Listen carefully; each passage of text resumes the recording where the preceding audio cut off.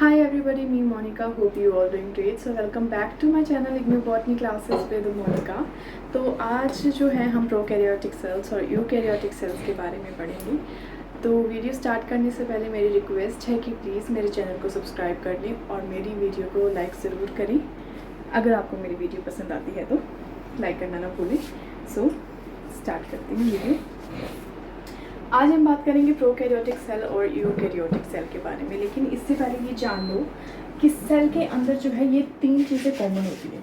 Cell membrane, cytoplasm और DNA यानी कि जेनेटिक मटेरियल, ये जो होते हैं कॉमन होगी, ये आपको हर सेल में मिलेगी। ठीक है, ये अपने एक बार रट लो इस चीज़ को, इन तीन चीज़ों को रट लो कि हर सेल में प्रेजेंट होती हैं।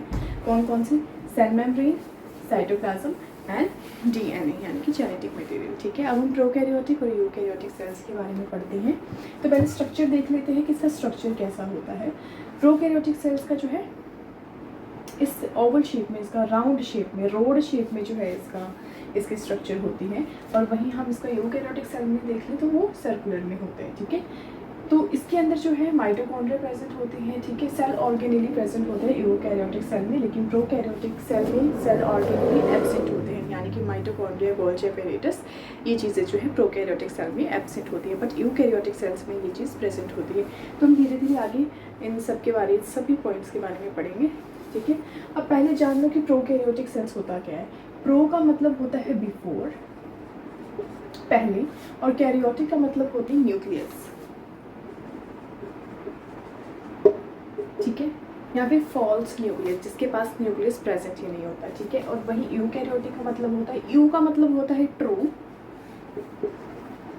और वही कैरियोटिक का मतलब होता है न्यूक्लियस, जिसके पास ट्रू न्यूक्लियस प्रेजेंट होता है। ठीक है, प्रोकैरियोटिक का मतलब बिफोर न्यूक्लियस, यहाँ पे फॉल्स न्यूक्लियस, और यूकैरियोटिक का मतलब होता है ट्रू न्यूक्लियस, इसके पास जो है न्यूक्लियस प्रेजेंट होता है, इसके पास न्यूक्लियस प्रेजेंट नहीं होता है। ठीक है, तो अब हम सेल टाइप की बात कर लेते हैं कि सेल टाइप कैसे होता है। प्रोकैरियोटिक के अंदर यूनिसेल्युलर होता है। ठीक है, यूनिसेल्युलर का मतलब क्या होता है? जो सिंगल सेल से बना होता है। ठीक है, वहीं पे जो है यूकैरियोटिक कौन सेल्स के क्या करते हैं, क्या कंटेन करते हैं?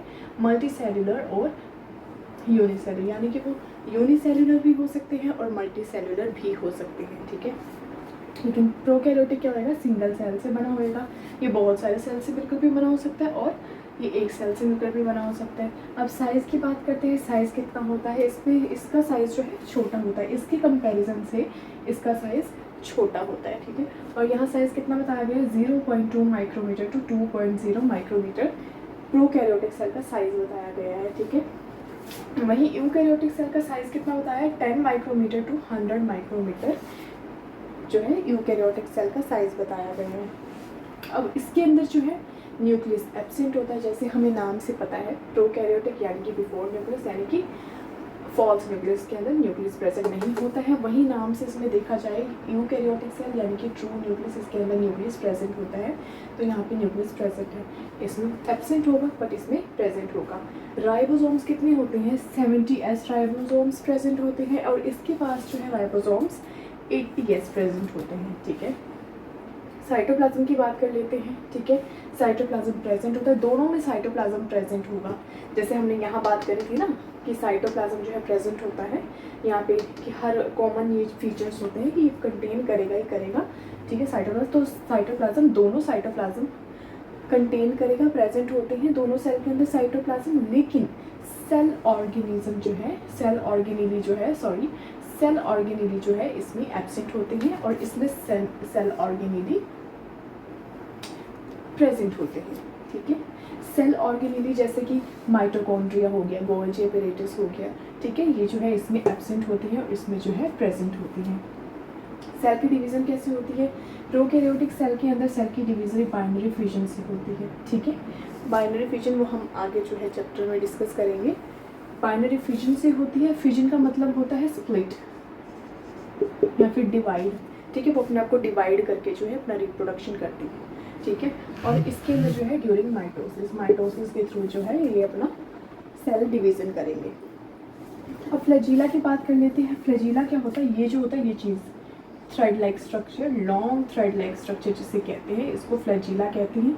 ये जो है स्मॉल साइज़ का होता है, लेकिन यूकैरियोटिक सेल्स में जो है ये लार्ज साइज़ का होता है, ठीक है। रिप्रोडक्शन कैसे करेगा? एसेक्सुअली रिप्रोड्यूस करेगा अपने आप को, एज एसेक्सुअल रिप्रोडक्शन जो है ये अपने आप को रिप्रोड्यूस करेगा, और ये जो है सेक्सुअली भी करेगा और एसेक्सुअल दोनों तरीके से अपने आप को रिप्रोड्यूस करेगा, अपनी जनसंख्या को बढ़ाएगा, ठीक है।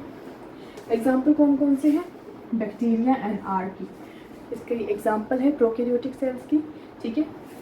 बैक्टीरिया और आर्की इसके जो है एग्जाम्पल्स हैं, और इसका एग्जाम्पल है प्लांट एंड एनिमल सेल, ठीक है।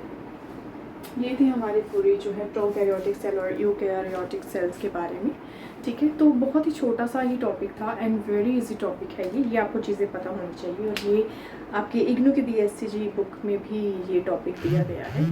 तो आई होप कि आपको ये समझ आ गई है। अब मिलते हैं अगले वीडियो में एक नए टॉपिक के साथ। तो आज के लिए इतना ही। होप आप सेहतमंद रहेंगे। So thank you so much.